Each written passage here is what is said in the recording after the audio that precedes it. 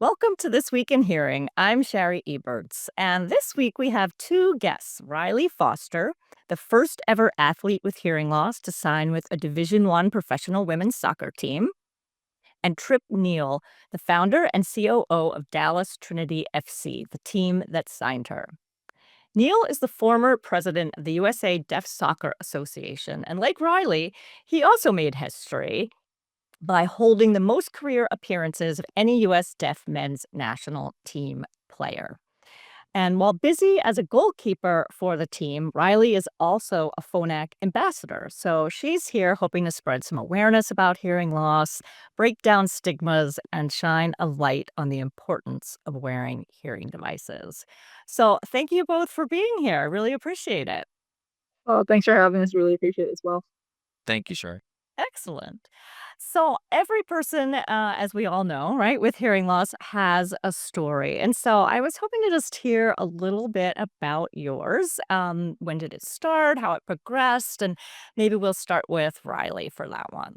Yeah, I think to simply put it, I was born into a family of hearing impairment. My mom is hearing impaired. She had progressive hearing loss at a rapid rate.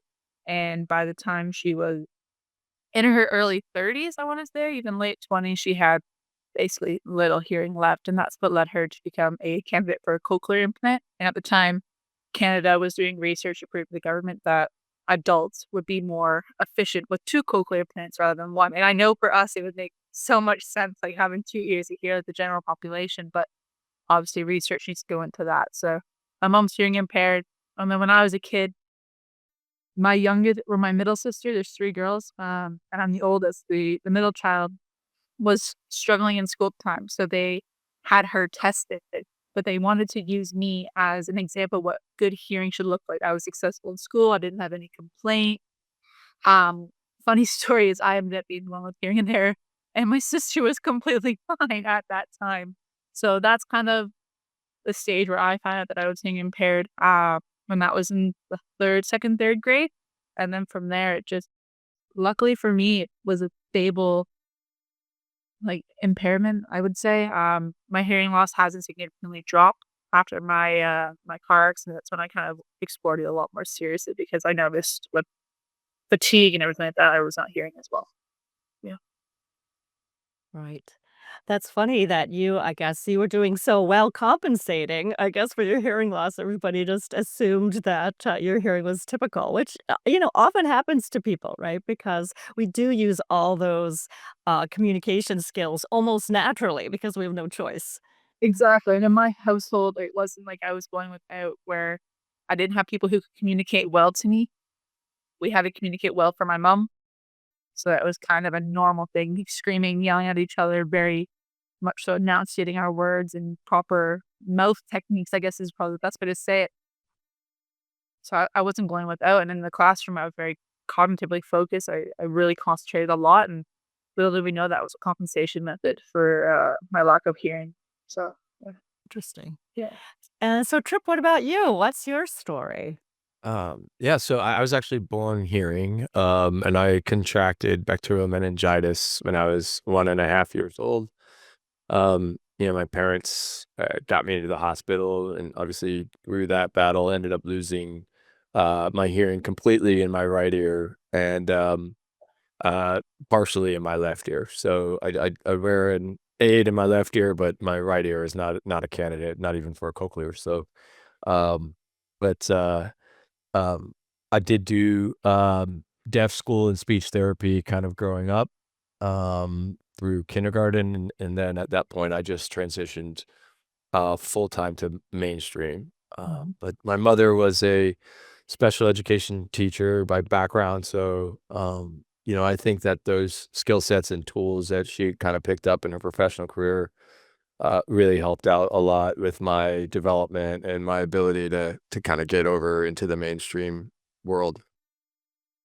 Excellent. Yeah, so both of you were high achievers academically despite any challenges with hearing loss, which is great to hear.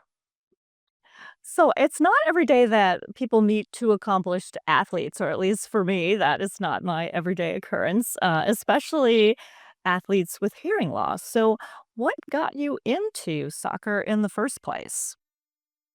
For me personally, I was a very active child. This area, I come from a background of English heritage. So my grandparents, my dad's side from from England. So playing soccer for you guys, football for me, was kind of a no brainer. But in general, multi sports was what I was brought into. Um, Footy for me was just a way of at a young age for my parents to get free babysitting because I was running around rampant, climbing fences, jumping off of roofs and stuff like that. That was just my personality. So on a weekend or like once or twice in a week as a very young kid, it was a way to exhaust me to a point that was manageable. Uh, and then after that, it just became a passion. Um, I think my mentality as a kid, growing up, no matter what sport I played and took seriously, I probably would have excelled, maybe not to this level, but to a high level. It's just a natural, I don't know, quality I have, a resilience and a determination just to be great and the perfectionist of everything I do. So that's how kind of soccer became the means of who I am and what I've been able to excel at a young age. Fabulous. And Rip, how about you? Yeah, for me, I mean, I started when I was 4 or 5 years old. It was actually my mother that got me into soccer. My father had played collegiately both soccer and baseball, and baseball was his passion. But having a chance to play, you know, co recreational soccer at that age was awesome, and I think it took me a couple of years to really, like, understand and develop and, start to excel at the sport, and I think once that happened, it was kind of like an opportunity or an arena where, in the deaf world where I'm, struggling to do things as well as other people around me, this was an opportunity where, "Hey, look at me, I'm just as good, if not better than you guys," and so I think that played a role for sure in my love of the game and my love of the sport, and obviously that passion still burns true today. So, as I guess, a non-athlete, I would think that good hearing would be pretty crucial to communicating on the field. Is that true? And do you feel like your hearing loss has impacted your careers? I mean, Trip, you just kind of said that this was a way to excel, despite the hearing loss. One sure. Sure. Yeah, I do think communication is key, especially in as you get older in those competitive levels where it's less about the pack running and chasing the ball. There's so much more that goes into tactics and strategy and split second decisions where that communication is key. So yes, it is a barrier that I would say Riley and myself have had to overcome in our playing careers. I think that one of the beautiful things about that is you find other ways to pick up the slack. So like our vision, I mean, I speak for myself here, but I feel like I have pretty good peripheral vision and sensibility as to where people are on the around the pitch. That's just a natural development because I can't hear where everybody else is or hear where someone's calling for the ball. So you can get, some edges in other areas, but certainly, yeah, not being able to hear what the coach is trying to communicate or your defenders or goalkeeper for that matter, it definitely puts you at a disadvantage, not an advantage.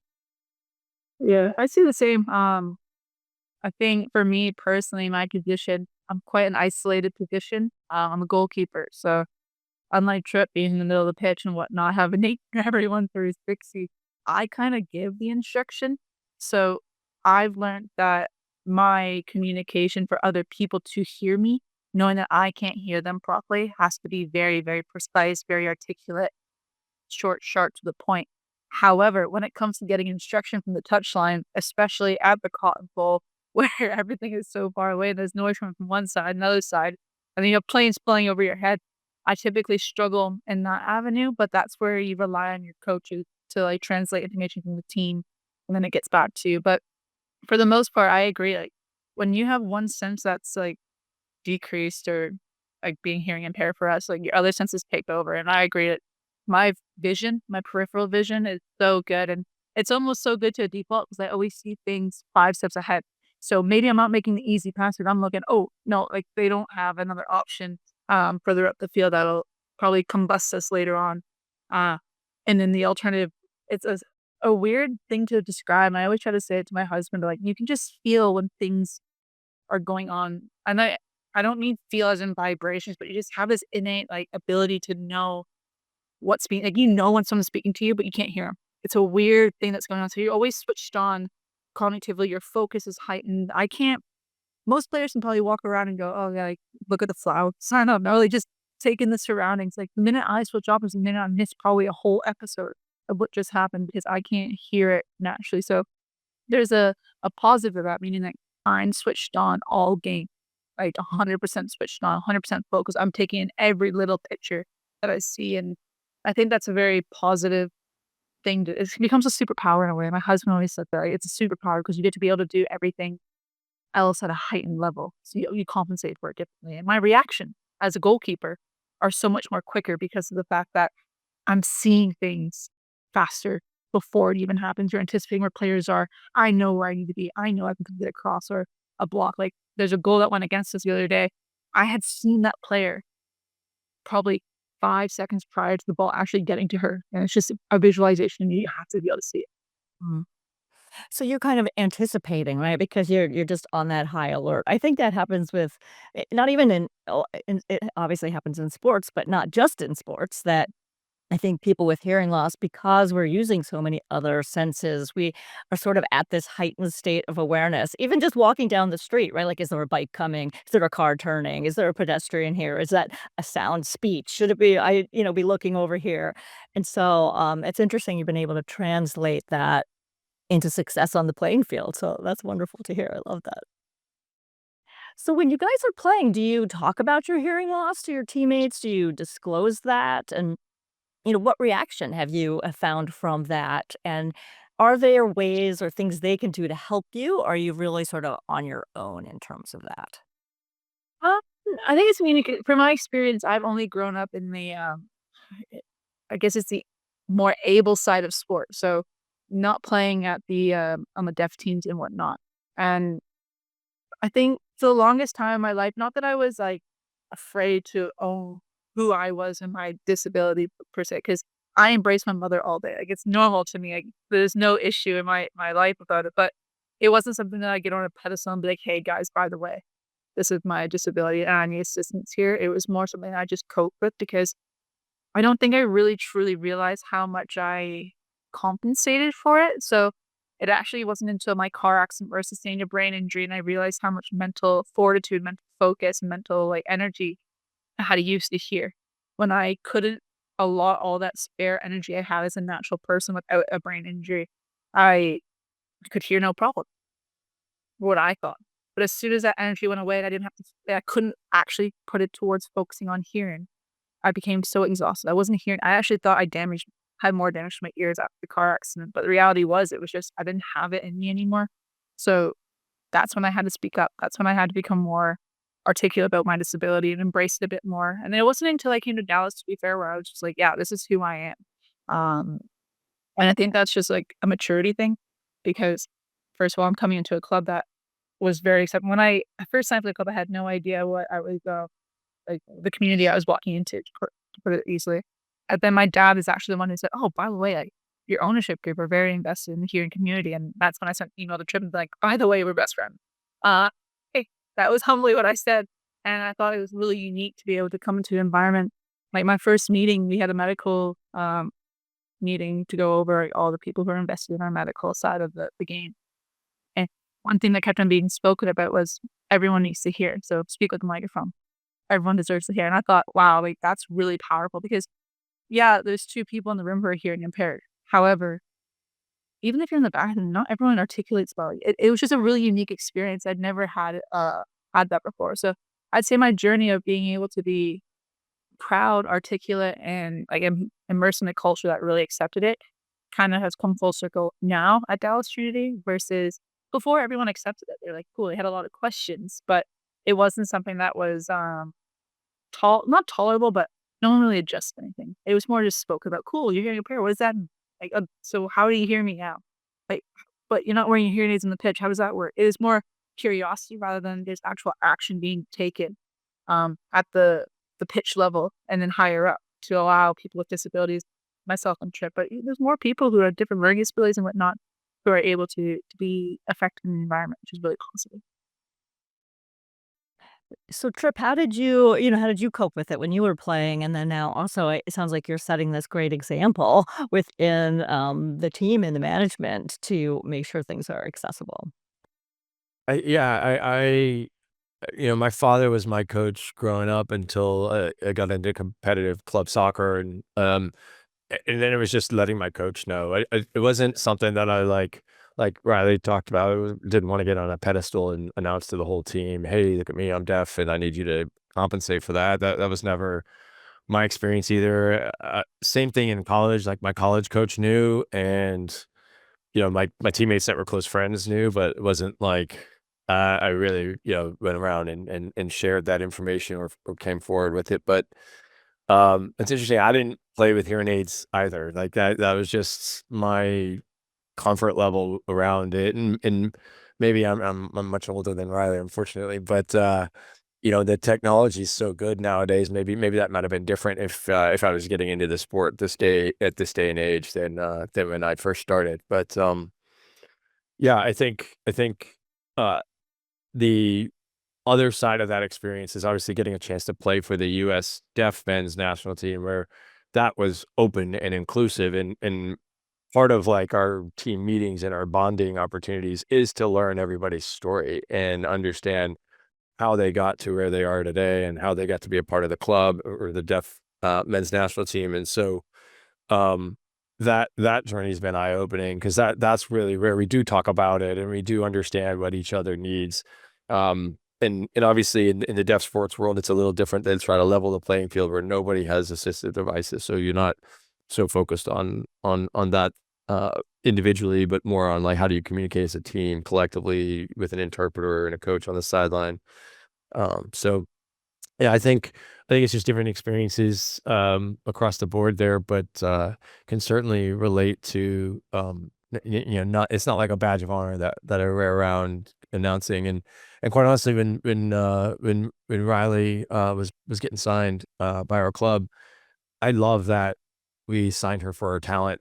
I had no knowledge that she was, deaf at all. I had no knowledge of that, and I thought it was so cool. It was just like, to me, the way the world works. I mean, I've spent a lot of time working in deaf soccer and advocating for so many opportunities for others, not just in deaf soccer, but in the disability world to come and get an opportunity to embrace their career, extend their career, or get involved in the sport of soccer, whether it's on the field or not. And so to be able to have our goalkeeper on our club also be a part of that journey is just it's just really cool. That is very cool. And funny that like you didn't know that until it's sort of all played out. So that's like fate or kismet or whatever you want to call it, right? It's funny when things like that happen. So, what about in your life outside of sports? Can you talk a little bit about how hearing loss has impacted your life outside of sports? Yeah, I think for me personally, and again, like everyone's experiences are different.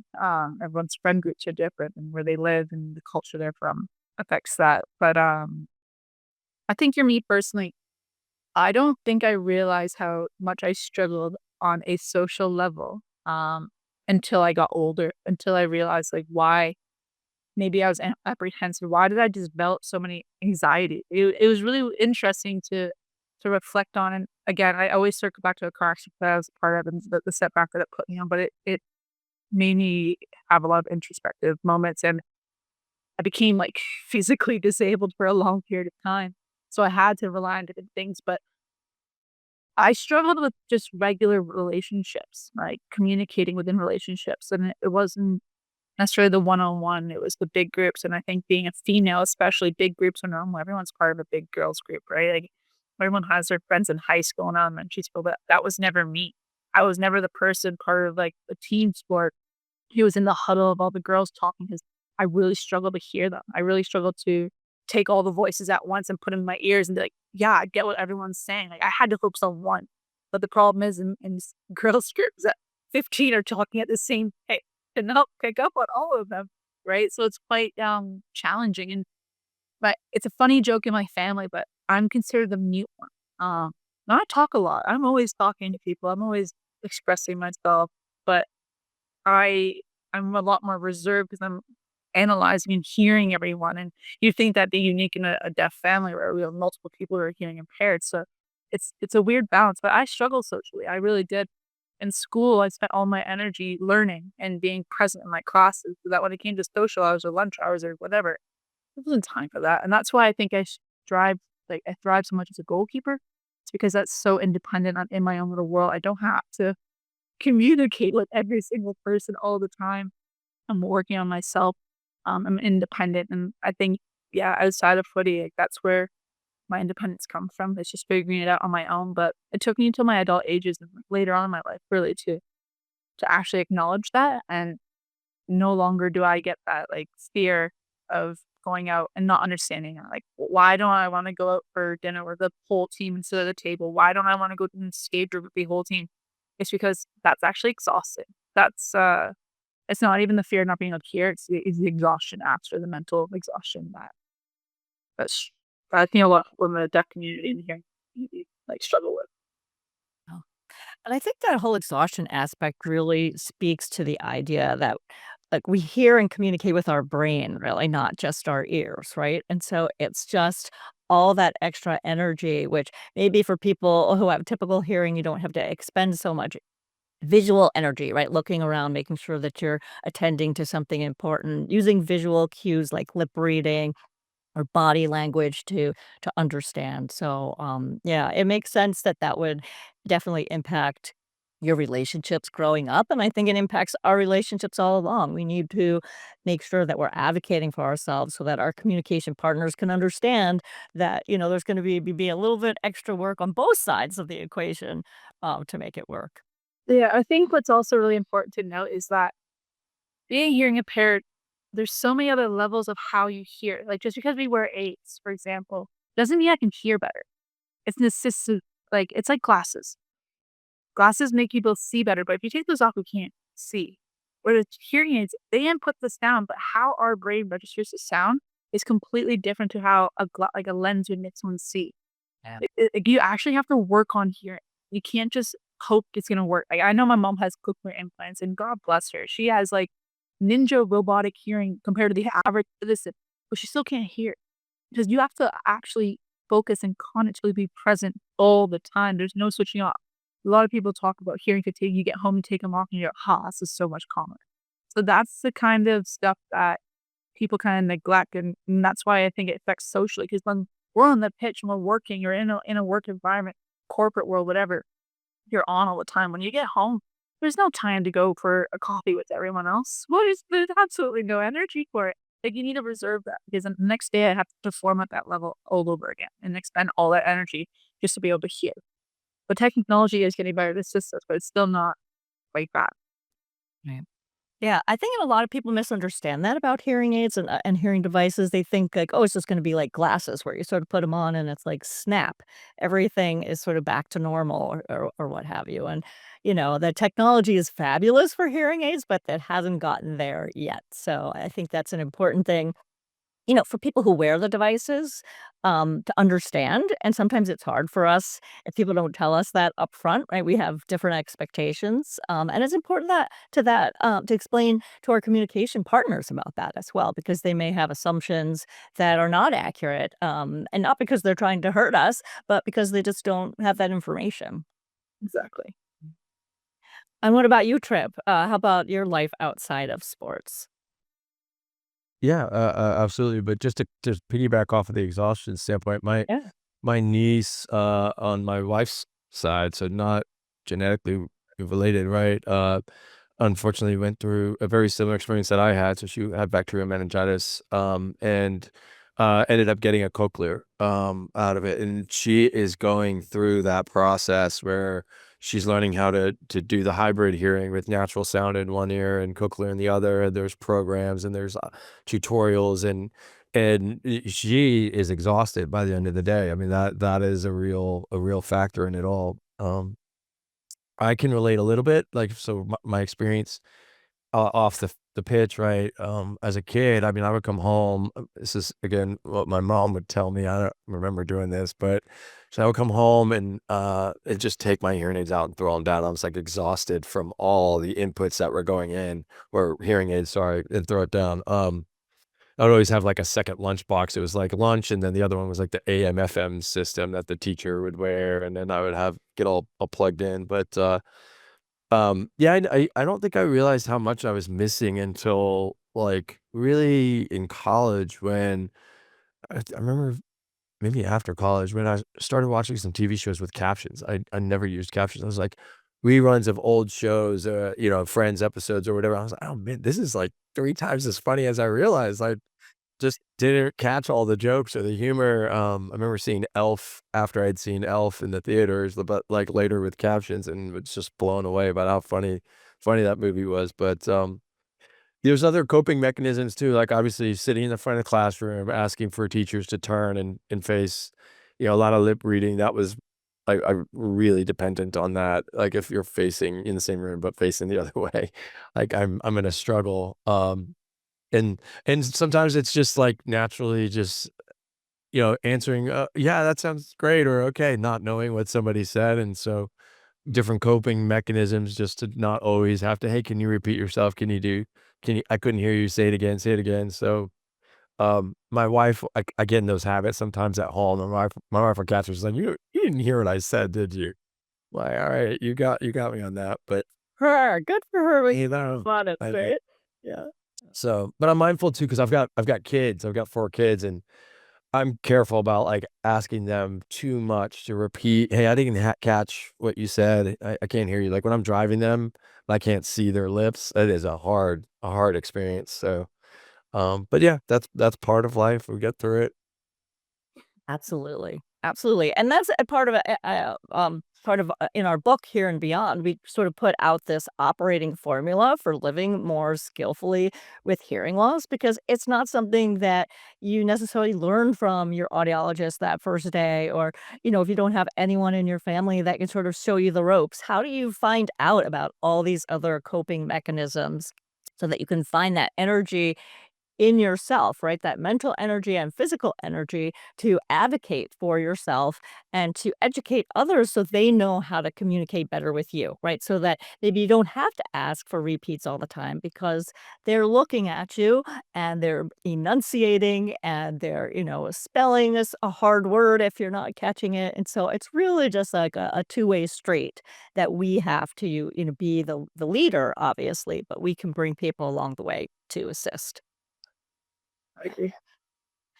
So, Riley, you're a Phonak ambassador now. So, can you talk about how that got started, why you decided to do that, and sort of what are your goals for this? Yeah, so again, everything kinda stems from my car accident. It's like an epiphany moment, put my life back into perspective when you get to that point, but, I was struggling a lot, post-car accident hearing, and it was frustrating to me, stressing me out. I couldn't really explain. So I went through a lot physically and mentally already, so I don't have that as a problem too. I thought, "Oh, like, great, I went through this car accident, do all these injuries, break my neck, I'm getting told all these things, but now I can't hear on top of that, like, really could it really get much worse?" And it felt like I could never catch a break, and I've worn Phonak, hearing devices since my first diagnosis. That was what my family wore. Um, that's what I've always relied upon, and I had a set that were probably about, like, 12 years old, so that really goes to show how on top of my hearing health I was as a young adolescent and in college. I really did not put much emphasis to it like I should have. Uh, so I actually reached out to Phonak. I said, "Hey," and I didn't want like a it wasn't about getting freebies. I actually just had gotten a new set that were updated, super cool, super radio, super Bluetooth, super cool. Uh, but I reached out to them. I said, "Look, this is my story. And I wanna do more. I wanna do more. I have this platform and everyone's so fixated on me breaking my neck. Like, that's not who I am. I'm not breaking my neck and telling a story about that. Like, I have so much more to share, and if I'm gonna have a platform now because of that, I wanna make sure I use it the right way.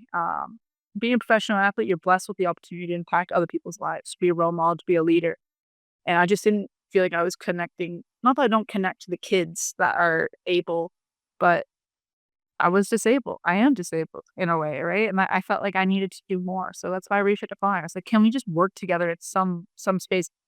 And I didn't realize it would transpire into something so powerful and unique. And to become a global brand ambassador for the company is absolutely amazing. They've allowed me to not only embrace my hearing and to make sure that I'm getting the care that I need, that I probably would.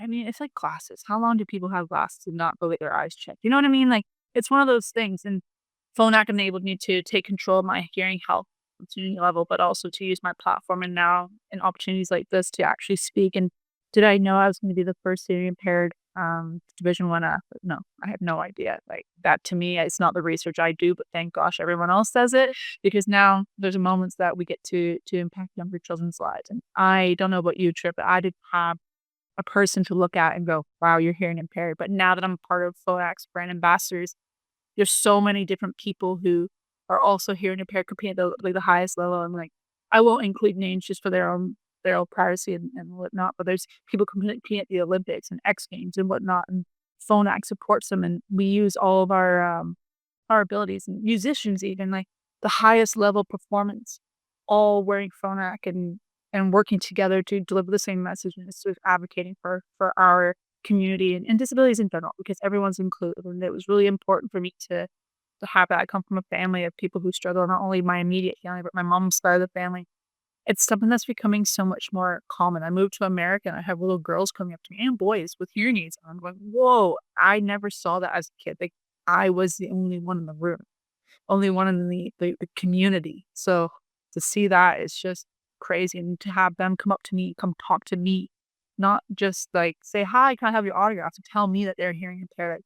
That means like my first preseason game here, Trip's mom brought up a little girl who had hearing aids on. I thought, wow, like she's playing with them, she's embracing. Like I didn't have that ability. I didn't have a me to look up to. And to now be able to work with Phonak and all the opportunities that transpire and to hopefully continue to go and to advocate not only at like the community level, like I have opportunities to go speak in European Parliament. Unfortunately didn't like come to fruition last year, but these are the type of things that I want to do and to make a change. Like everyone deserves access to hearing. Everyone deserves the ability to succeed at the same level as the able-bodied community. So how can I know I'm one person, but how can I make that possible amongst a bunch of other people like Trip and the Phonak community who want to keep on bringing forth access and education to the general population and the hearing population. I love that. Very well said. And it's so important to have role models, right? For any type of disability, any type of life challenge. If you feel that you're alone in it, it just makes it harder. And to see other people who share that challenge and are succeeding with it gives you hope that you can do it too. And I think that's just such a lovely opportunity that you reached out for and you're really making the most of it. So well done. I really love to hear that. So, as we're wrapping up here, any final pieces of advice for people living with hearing loss, athletes living with hearing loss, or just any final thoughts you want to share? I think just like to reiterate that you're not alone. We talk about it when it comes to mental health, we talk about it when it comes to physical disabilities and whatnot, but just because your disability is invisible doesn't mean that no one should know and it can't be spoken about. So it's just like don't isolate. Keep yourself in the present and talk about it with other people. And if you don't have anyone to talk about, I think my DMs are always open. I always see messages and emails are always open, but allow yourself to have someone to talk to and own who you are. Like that to me is the most important. Everyone has their own thing going on and no one's perfect in this world, not a single soul. So don't let a hindrance, what you think is a hindrance, prevent you from achieving your goals and whatnot. Because I promise you, like my husband tells me, and he's the first one who ever told me about that hindrance, my hearing impaired disability. It's a superpower, and that allows me to become who I am today, play the way I do today, and as a person who I am. So, if I could be a role model to that one person, then let that be. Love that. I would just share that, there's a place for everyone, and that's established by groups like Phonak and obviously, like USA Deaf Sports Federation offers a lot of opportunity for people in the United States, um, that are interested in sports that have, that may be deaf or hard of hearing, and there's a place for them to pursue their athletic dreams. There's a lot of local chapters and leagues that you can get online and find out about, and we're not the only country that does this. There's a whole mission behind it. Um, I'm involved in a nonprofit here locally called Power Sense that it's not sports focused, but it's about deaf and hard of hearing community and bringing parents and kids and siblings all together so that we can all exchange ideas and learn from each other and enjoy a unique experience or a fun experience together. And um, I think people like Rylee are excellent ambassadors for the young kids in the community to look up to. And I've been to training camps, for example, or deaf and hard of hearing clinics for kids where we see a kid come in with a cochlear shy and they see a deaf national team player wearing their cochlear. And that moment just is magical. And it brightens up, creates a smile and an opportunity for these kids to go flourish and thrive. And so I think creating more of those opportunities is a good thing. And then for those of us that have had a chance to benefit from the hard work and support from so many others, like myself and Rylee, have been able to benefit from strong family foundation, from groups like Phonak and good resources all around, to find ways to get involved and get active and give back to your community. I think that would be the other area I would encourage people to do. I personally am investing in a company that is trying to make better technology for cochlear implants. I don't wear a cochlear, but I just know that that's a good mission, and there's a lot of work that can be done to improve the lives of others. And I think really appreciate what you're doing, Shari. I mean, getting a podcast and an episode out there and sharing the message is all another step in the right direction for this community. So thank you. Oh, thank you both. I love it. This has been a terrific discussion. I thank you both for being on the podcast today and really being open and sharing about your experiences. And I wish you both continued success in your careers and with your hearing loss journeys as well. So thanks so much. Thank you. I appreciate it. Enjoyed it. See ya.